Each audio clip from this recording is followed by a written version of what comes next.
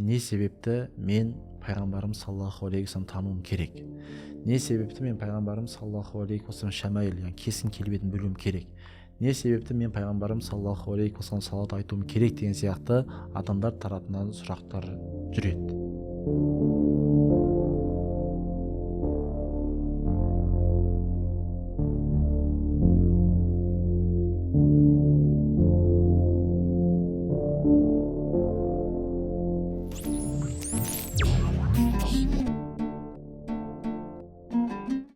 Ассалаумағалейкум рахматуллахи ва баракатух. Құрметті барлар, Алланың сіздерге есендігі мен амандығы болсын. Біз шамамыз жеткенше пайғамбарымыз саллаллаху алейхи уассалам қадір қасиетін білуге, Алла елшісінің алып келген сара жолы сүннетін, пайғамбарымыз саллаллаху алейхи уассаламның әлемге шашқан мейірімін теру мақсатында әртүрлі Алла елшісіне қатысты мәселе талқылап жүрміз. Осыған қатысты не үшін мен пайғамбарымды тануым керек деген сұрақ туатын болса, осы жерде біз сіздерге ғалымдарымыздың айтқан жауаптарын теріп, 5 түрлі не үшін мен пайғамбарымды тануым керек деген сұраққа жауап беруге тырысайық.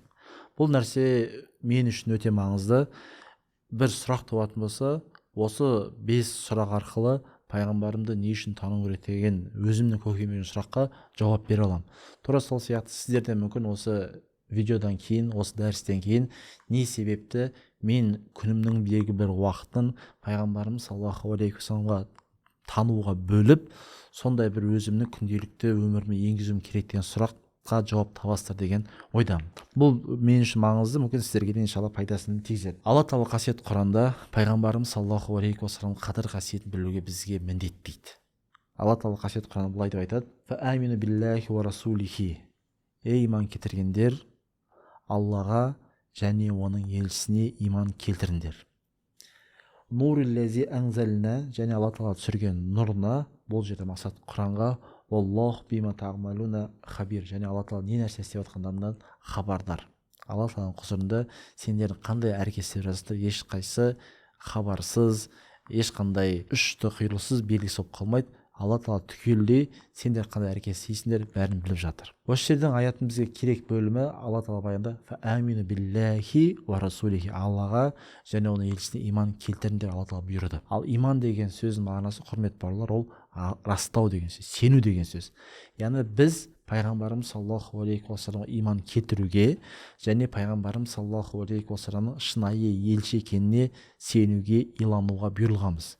Тіпті біздің кәлима шахадамыз, яғни ла илаха иллаллах Мұхаммад Расулуллах, Аллахтан басқа ешқандай тәңір жоқ, Мұхаммед саллаллаху алейхи уассалам оның елшісі деген біздің кәлима шахадамыз. Осы сөзді айту арқылы біз мұсылман боламыз. Егер кімде-кім тек қана кәлима шахаданың бірінші бөлімін айтып, бірақ екінші бөлім айтпайтын болса, ол адамды мұсылман деп біз айта алмаймыз. Сол себепті, құрметті бауырлар, ең маңызды бізді мұсылман қылатын сөзіміздің өзінде Мұхаммад Расулулла бар. Ал Мұхаммад Расулулла деген сөзді білу үшін өзінің Алла елшісіне қатысты ғылымдарды меңгеру өте маңызды. Әлбетте бірінші кезекте пайғамбарымыз саллаллаху алейхи вассалам өмірбаяны, сирасы, сонымен қатар пайғамбарымыз саллаллаху алейхи вассалам кесім келбеті, шамаилі, сонымен қатар пайғамбарымыз саллаллаху алейхи вассалам басқа пайғамбарлардың артық қылатын тұстары, фадоилдары, сонымен қатар пайғамбарымыз саллаллаху алейхи вассаламмен біздер сияқты қарапайым мұсылмандардың арасында қандай ерекшеліктер берілген хасайыстарын сол арқылы біліп иманымыз сол кезде арта түседі. Егер сен осындай нәрсені білмейтін болсаң, пайғамбарымыз саллаллаху алейхи вассалам тән ерекшеліктерді зерттемейтін болсаң, пайғамбарымыз саллаллаху алейхи вассалам сенуің де әлсіз болады. Қаншалықты сен пайғамбарымыз саллаллаху алейхи вассалам таныған сайын, соншалықты сенің жүрегінде иманды берік бола береді. Сол себепті, құрметті бауырлар, пайғамбарды тану деген сөз ол жай бір көңіл бөлсем бөлем, бөлмесе маңызды емес дүние емес. Бәлки әрқайсымыз пайғамбарымыз саллаллаху алейхи вассалам терең тануға, өзіміздің күнделікті өміріміздің бір бөлігін арнауға тырысуымыз керек. Алла елшісі адам. Пайғамбарымыз саллаллаху көптеген хадистерінде: "Ей адамдар, сендер христиандар Айса пайғамбарды шамадан тыс көтеріп Құдай қылып жүрген сияқты мені артық мақтамаңдар" деген сөзді естиміз. Пайғамбарымыз саллаллаху осының хадисі бар. Бірақ біз білетін нәрсе, пайғамбарымыз саллаллаху адам, бірақ басқа адамдар сияқты емес. Ғалымдардан сөз айтады: "Фахуа башар ла кал башар". Әлбетте пайғамбарымыз адам, бірақ басқа адамдар сияқты емес. "Кама анал яқут ал хажар ла кал хажар". Қалайша яқут жақұт тас, бірақ басқа тастар болмаған сияқты, пайғамбарымыз саллаллаху алейхи уассалам адам, бірақ басқа адамдардан сияқты емес. Өйткені Алла тағала Құранда баяндағандай, пайғамбарымыз саллаллаху алейхи уассалам уахи түскен. Маған уахи түскен емес, сізге уахи түскен емес, уахи Алла тағала пайғамбар Мұхаммед саллаллаху алейхи уассаламды таңдаған еді. Осының өзі пайғамбарымыз саллаллаху алейхи уассалам басқа адамдардан артық екенінің көрінісі. Сол себепті ең бірінші кезекте Алла тағала бұйырған пайғамбарымыз саллаллаху алейхи уассалам тануға. Екінші, не үшін мен пайғамбарымды тануым керек деген сұрақ туатын болса, Алла тағала Құран жауап береді. Құл ин кунтум тухибуналлах, ей Мұхаммед айт дейді. Егер сендер шынайы Алла тағаланы жақсы көрсеңдер, фаттабиғуни, Мұхаммед саллаллаху алейхи уассалам артынан еріңдер. Енді осы жерде Алла тағаланың жақсы көрудің көрінісі ол пайғамбарымыз саллаллаху алейхи уассалам артынан еру. Ал енді пайғамбарымыз саллаллаху алейхи уассалам артынан еретін болса, қандай нәтижеге қол жеткіземіз? Алла тағала фаттабиғуни юхбибукумуллах нәтижесінде, яғни пайғамбарымыз саллаллаху алейхи уассалам артынан еретін болса, құрметті бауырлар, Алла тағала сіздерді жақсы көреді. Егер сұрақ туатын болса, молдеке, маған айтшы, Алла тағаланың махаббатына жетудің ең жақын жолы қандай дейтін болсақ, онда ол пайғамбарымыз саллаллаху артынан еру. Ол менің сөзім емес, қасиетті Құранда Алла тағала осылай айтқан. Юхбибукумуллах, бұл жауап, яғни пайғамбардың артынан еретін болса, не нәрсеге қол жеткізесіздер? Алла тағаланың ең бірінші кезекте махаббатына. Екінші нәрсе, яғфир лахум зунубахум, және Алла тағала сіздердің күнәларыңызды кешіреді. Пайғамбарымыз Мұхаммед саллаллаху алейхи уассалам артынан ерген себепті сенімді болыңыздар. Бұл Құран уәдесі, Алла тағала сіздердің күнәларыңызды кешіреді. Аллаху ғафур рахим, сөзсіз Алла тағала кешіруші және мейірім иесі. Алла тағала осылайша үлкен нығмет берген, құрметті бауырлар, ол пайғамбарымыз саллаллаху алейхи уассалам артынан еру. Енді осы жерден сұрақ туады. Мен пайғамбарымыз саллаллаху артынан еретін болсам, Алла тағала махаббатына және Алла тағаланың кешіріміне ие боламын. Бірақ мен пайғамбарымыз саллаллаху артынан қайтып ерем, егер ол кісіні танымасам. Қайтадан Алла тағаланың махаббатына ие болуым жол пайғамбардың еру болатын болса, пайғамбардың артынан еру, құрметті бауырлар, сіздердің пайғамбарымыз саллаллаху алейхи уассалам тануға тоқталады. Сол себеп қайтадан айтқан дүниеміз, сіздер уақыттарыңызды бөліп пайғамбарымыз саллаллаху алейхи уассаламды тануға тырысыңыздар. Пайғамбарымыз саллаллаху алейхи уассалам әкелген ғылымын, хадисін, Алла ерсін сара жолын күнделікті өміріңізге қолдану арқылы өміріңізге береке енгізесіздер. Және Алла тағала иншалла махаббатына ересіздер. Ал енді біреудің артынан еру үшін, біреуге деген махаббатымыз ояну үшін оны тану керек. Тану керек. Сөзсіз біз біреудің артынан еретін болсақ, немесе біреуге жүрегімізде махаббаттың ашылу үшін егер топтастырып қарайтын болсақ, кейбір кезде біз біреуді сырт келбетіне қарап жақсы көруіміз мүмкін. Мейлі оның мінезі нашар болуы мүмкін, немесе оның білімі жоқ болуы мүмкін. Сырт келбетіне қарайсыз, сырт келбеті көркем болған себепті артынан еруіңіз мүмкін. Сымбатты адам, ол осы кісі сияқты болым келеді деген сияқты оймен артынан еруіңіз мүмкін. Егер сіз пайғамбарымыз саллаллаху алейхи уассалам зерттейтін болсаңыз, сіздің көзіңіз жетеді, жер бетінде аяғымен жерді басқа адамдардың арасындағы ең көркем, ең сұлу кісі сөзсіз пайғамбарымыз саллаллаху алейхи уассалам болған. Пайғамбарымыз саллаллаху алейхи уассалам көркемдігі, әдемілігі ол Юсуф пайғамбардан артық болған. Ғалымдар айтады, Алла тағала пайғамбарымыз саллаллаху алейхи уассалам берген нәрсе әдемілікпен бірге пайғамбардың бойында айбаттылық болған. Ал Алла тағала Юсуф пайғамбарға айбаттылық бермесе де көркемдік берген. Сол себеп пайғамбарымыз саллаллаху алейхи уассалам тіпті әдемілік жағынан да Юсуф пайғамбардың өзінен көркем. Екінші, кейбір кезде адамдарды мінез үшін жақсы көруіңіз мүмкін. Ол кісінің түр келбеті әдемі болмауы мүмкін, ол кісінің терең ілім болмауы мүмкін, бірақ істеген мәмілесі, көркем мінезі сіздің жүрегіңізде терең орын алуы мүмкін. Егер сіз қайтадан пайғамбарымыз саллаллаху алейхи уассалам мінез құлқын зерттейтін болсаңыз, пайғамбарымыз саллаллаху алейхи уассалам сахабалармен, адамдармен қандай қарым-қатынаста болған, сөзсіз қайтадан жер бетінде ең көркем мінез иесі ол пайғамбарымыз саллаллаху алейхи уассалам екенін көзің жетеді. Және Алла тағала қасиетті Құран өзінде де иннака лағала хулуқин азим, шын мәнінде Мұхаммед сен көркем мінезге иесің деп мақтаған еді. Егер Алла тағала пайғамбарымыз саллаллаху алейхи уассалам осылайша мінезіне қатысты баға берген болса, онда жаратылыстың баға берудің қандай қажеті бар? Сөзсіз көркем мінез иесі ол пайғамбарымыз Мұхаммед саллаллаху алейхи уассалам. Енді сіз біреу айтуы мүмкін, мен біреуді мінезіне қарамаймын, сырт келбетіне қарамай, маған IQ жоғары болған, білім дәрежесі жоғары болған сол адам мен үшін авторитет, мен сондай адамға сыйлаймын деген, соның ғана артынан ерем деген ойыңыз болса, сіз пайғамбарымыз саллаллаху алейхи уассаламды зерттеп қараңыз. Пайғамбарымыз саллаллаху алейхи уассаламды алдыңғылардың және кейінгілердің білмейтін нәрсесін бәрін алла тағала пайғамбарымыз Мұхаммед саллаллаху алейхи вассалам берген. Пайғамбарымыз саллаллаху алейхи вассалам болашақтан хабар беруі, пайғамбарымыз саллаллаху алейхи вассаламның өткеннен хабар беруі, пайғамбарымыз саллаллаху алейхи вассалам кемей тұрып оның ішінде не нәрсе тұрғандығын білуі, бұның бәрі адамзаттың қолында жоқ дүние. Алла тағала таңдап пайғамбар Мұхаммед саллаллаху алейхи вассалам берген. Сол себеп құрметті бауырлар, Аллах тағаланың махаббатына ие болудың жолы, Аллах тағаланың сіздің күнәларыңызды кешірудің жолы сөзсіз ол пайғамбарымыз саллаллаху алейхи вассаламды қайтадан тануға келіп тіреледі. Сол себепті бұл да маңызды мәселенің бірі. Пайғамбарымыз саллаллаху алейхи вассалам не үшін тануым керек деген сұрақ болатын болса, Алла тағала қайтадан сізге Тәубе сүресінің 24 аятында былай деп айтады. Қул ин кана абаукум, ей Мұхаммед айт дейді, егер сендердің әкелерің, ва абнаукум және бала шағаларың, ва ихуанакум және сендердің бауырларың, ва азважукум және сендердің әйелдерің, ва аширатукум және сендердің ағайындарың, ва амуалакум және сендердің малдарың, ифтарафтумуха ва тижарат тахшауна касадаха және сендердің өтпей қалады, банкротқа түсем деген саудаларың, және өздерінің көңілдерін қалауында жақсы көретін үйлерің, Аллахтан және оның елшісінен, Аллахтың жолында тер төгуден жақсырақ болатын болса, тараббасу күтіңдер,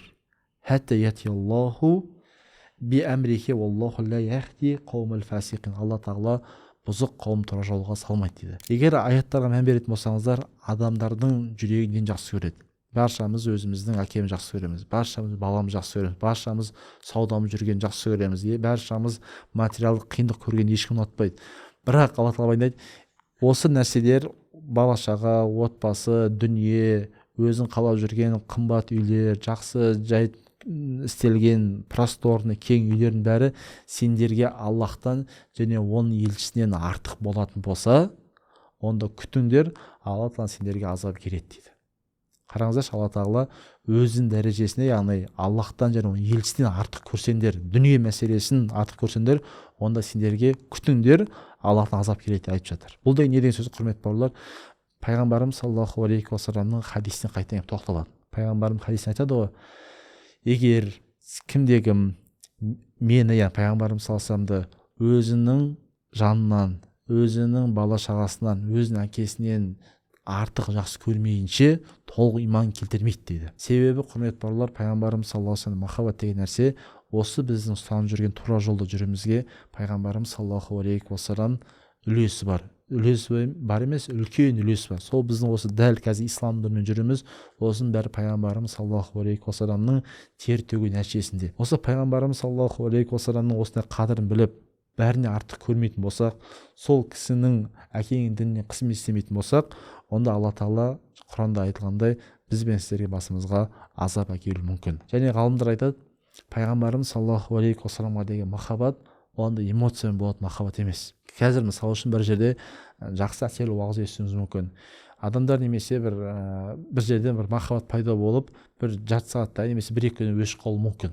Эмоциямен пайда болады махаббат. Ал пайғамбарымыз саллаллаху алейхи махаббат ғалымдар ол ақыл таразысымен, яғни эмоциямен емес, шынымен де пайғамбарымыз саллаллаху алейхи әкелген дінді маңызды деп ақылмен қорыталу, эмоциямен емес, яғни трезвый, суық ақылмен қабылдай алу өте маңызды. Сол себеп, құрметті бауырлар, Алла тағала біз бен сіздерге пайғамбарымыз саллаллаху алейхи уассаламға махаббатты осындай деңгейде талап етеді. Алла тағала біз бен сіздердің саудамыз, басқалардан гөрі пайғамбардың жоғары тұрған бізден талап етіп жатыр. Бұл Құранның аяты. Сонымен қатар, құрметті бауырлар, пайғамбарымды не үшін тануым керек деген сөзсіз біз баяндағанымыздай, қай кезде сіздер адамның ерекшеліктерін біле бастайсыздар, қаншалықты ол халықтың істеген еңбегін меңгерген сайын, немесе істеген еңбектерін, тер төккендігін, қанша ұмтылыс істеген білген сайын, ол кісіге де махаббат арта береді. Бір кезде мысалы айтамыз, қазақтың мысалы үшін зиялы қауымдар өткен, алаш арыстар болсын, немесе қазақ халық үшін еңбек еткен қаншама осы үлкен алып далада алып тұлғалар өткен батырларымыз болсын, хандар болсын, солардың істеген ерліктерін білген кезде ол кісілерге деген біздің құрметіміз өседі. Оларды біз құрметтейміз. Олар жайлы түбегейлі көзқарас өзгеруі мүмкін.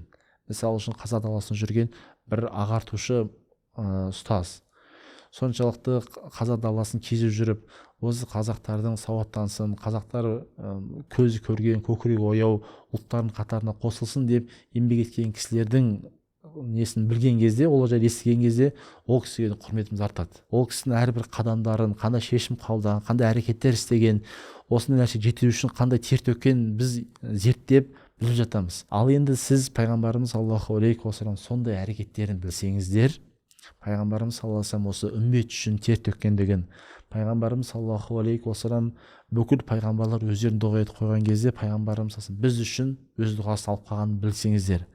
Алла тағала Құранда Мұхаммед, Раббың саған болашақта береді және сен разы боласың деген кезде пайғамбарымыз саллаллаху алейхи уассалам, ей Аллахым, менің үмметімнің барлығы жаннатқа кірмейінше мен разы болмаймын деген сөздер айтқан дейді ғалымдарымыз. Бұл деген сөз, құрметті бауырлар, пайғамбарымыз саллаллаху алейхи уассалам үмметін бәрінен жоғары қойған. Тіпті пайғамбарымыз саллаллаху алейхи уассалам өзін төсек тартып өлім сәті келген кезде де ең соңғы істеген әрекеттердің бірі әлгі имамдық Абу Бакр шығып, және сахабалар сол имам Абу Бакрдың артында намаздарын оқып отырмады, пайғамбарымыз салсам ненің перденің сыртынан көріп, сөйтіп қайтадан жауып жан тапсырған еді. Бұл деген сөз, құрметті бауырлар, пайғамбарымыз салсам ақтық демі шыққанға дейін осы бізбен сіздердің үмметтің халі үшін атсалысқан, үммет үшін уайымдаған. Пайғамбарымыз салсам бізді бәрінен жоғары қойған. Осында құрметті бауырлар, білген сайын қайтадан пайғамбарымыз саллаллаху алейхи уассаламға деген махаббаттарыңыз иншалла арта береді. Адам табиғатты көркем зат жақсы көреді. Көркем зат жақсы көреді. Әрқайсымыз мысал үшін егер бір табиғат аясына баратын болсақ, таудың ортасында тұрған Алматыдағы көлді көреміз. Алматы үлкен, Алматы каналындағы жиналған суды көреміз. Жан жағында шырша, таза ауа, құстардың ұшып жүргендегі ондай көріністен бәріміздің ішкі жанымыз рахаттанады. Немесе көркем әдебиет, автордың жазған шығармасы, сөздердің арасындағы ұйқастығы, жаңа сөз саптаудың ерекшелігі біздің жан дүниемізге әсер етеді. Немесе ерекше құрылған сөз өлең шумақтары әлбетте адамға жүрегіне әсер етеді. Адамның табиғаты жаңа көркемдікке, әдемілікке, тіпті жейтін астың өзін әдемілеп ұсынғанды адамның табиғаты жақсы көреді. Оны баршамызға белгілі. Ал енді біз пайғамбарымыз саллаллаху алейхи уассалам ерекшеліктерін, шамаилдан, сырт келбетін, пайғамбарымыз саллаллаху алейхи уассаламның сөз сөйлеу әдебін, пайғамбарымыз ерекше білген сайын осы нәрсенің бәрі, құрметті бауырлар, пайғамбарға деген біздің махаббатымызды арттыра береді. Осылайша біз баяндаған 5 себеп, егер сіздер уақыттарыңызды бөліп осы айтылған дүниелермен жұмыс істейтін болсаңыздар, пайғамбарды тануға деген махаббаттарыңызды арттырады деген ойдамыз. Осы сөздерді бізге имам Абдулла Сирож рахимахулла өзінің Сайидина Расулулла кітабында бізге баяндап береді. Пайғамбарды не үшін тану керек деген сұрақ туатын болса, осы сізге 5 жауап. Қайтадан қорытып өтсек, ең бірінші нәрсе, Алла тағала қасиетті Құранда пайғамбарымыз саллаллаху алейхи уассалам иман келтіре бұйырды. Бұл Құран аяты. Сонымен қатар Алла тағала қасиетті Құранда пайғамбарымыз саллаллаху алейхи уассалам артынан еруді бұйырды. Ал жаңағы аятта баяндағандай, Алла тағала махаббатына ие болудың жолы ол пайғамбарымыз саллаллаху алейхи уассалам артынан еру. Үшінші айтылған нәрсе, Алла тағала егер біздің мал дүниеміз, бала шағамыз Аллах тағаладан және пайғамбарымыз саллаллаху алейхи уассалам жоғары болатын болса, онда бізге азаптың келетіндігін. Сонымен қатар төртінші айтатын нәрсе, құрметті бауырлар, пайғамбарымыз саллаллаху алейхи уассаламның кескін келбетін тану арқылы ол кісіге біз махаббатымыз артады. Сонымен қатар ең соңғы 5-ші нәрсеміз баяндаған, ол адамның жүрегі әрқашанда көркем әсем нәрсеге ғашық, құмар болады. Сол сияқты пайғамбарымыз саллаллаху алейхи уассаламда көркемдіктің шыңы. Сөйтіп біз пайғамбарымызды таныған сайын Алла елшісіне деген біздің махаббатымыз артады. Осы 5 жауаптың өзі сіздердің пайғамбарға деген махаббатыңызды арттырып, бір реттер аз да болса да әрекет істеп, пайғамбарын иншалла терең таниды деген ойдамыз. Алла тағала баршамызды пайғамбарға деген махаббатта бас қосуын нәсіп етсін. Әрбіріміздің өмірімізде қарыз, дерт, жанның мазасыздығы, тығырыққа әбден тірелу, шарасыздық секілді түрлі сынақ жағдайлар орын алары сөзсіз. Өміріңізде аталған проблемалар азайып, берекесі артуын қаласаңыз, әр күн сайын пайғамбарымызға саллаллаху алейхи уассалам махаббатыңызды арттырып, ықыласты әрі тұрақты түрде салауат айтып жүріңіз. Бұл тұрғыда сіздерге халық арасында бестселлерге айналған Шамаил Мұхаммадия және сырға толы салауат атты қос еңбегіміз керемет көмек болары анық. қос кітапты қатар оқумен Аллах елшісіне деген махаббатыңыз еселеніп, рухани тұрғыда байи түсетін ерекше жан тыныштығын сезіне отырып, сүннетті сүйіп жасайтын жаңа деңгейге көтеріліңіз. Екі кітапты бірге алушыларға ерекше сый қарастырылған. Толығырақ білу үшін төменде көрсетілген нөмерге жазыңыз. Үлгі тұтар тұлғасын таппай жүрген қоғамға идеал адамды бірге насихаттайық.